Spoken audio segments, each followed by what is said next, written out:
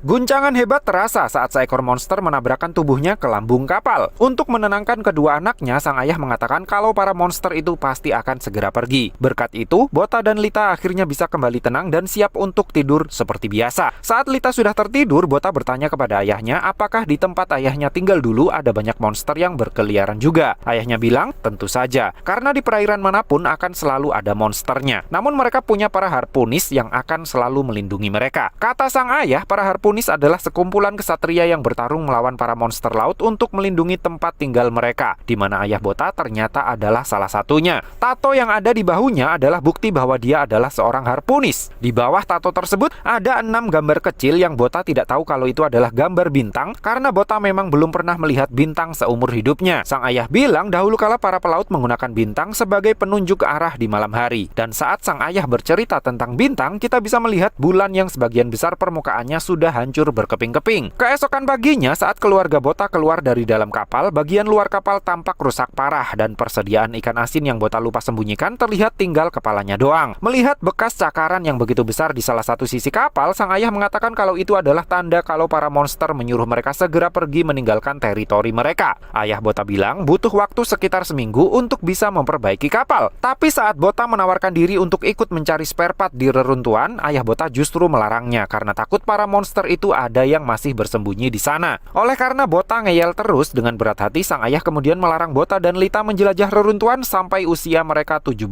tahun. Tentu saja Bota jadi semakin ngeyel. Saat itulah secara kebetulan Lita melihat ada beberapa ekor burung terbang di kejauhan. Itu tandanya ada daratan di dekat posisi mereka berada saat ini, yang ternyata berupa reruntuhan gedung pencakar langit. Karena merasa ada yang tidak beres, ayah Bota menyuruh kedua anaknya untuk bersembunyi dulu di dalam kapal, sementara dirinya akan survei lokasi terlebih dahulu. Dengan membawa sebuah pedang mekanik, ayah Bota berenang menuju ke pulau beton dan hanya mendapati beberapa mayat manusia yang sudah tinggal tulang belulang. Di saat yang sama, Bota dan Lita yang ditinggal di atas kapal melihat ada sesosok manusia yang terlihat akan tenggelam. Sementara sang ayah menemukan 2 buah bom di dalam sebuah kotak kayu dan mulai curiga dengan kondisi reruntuhan yang terlihat tidak normal, Lita berteriak memanggilnya karena ada seseorang yang terlihat akan tenggelam. Siapa sangka itu adalah jebakan dari sesosok monster bawah laut yang sangat mengerikan yang sudah siap untuk menyerang dari reruntuhan bangunan yang ada di bawah mereka.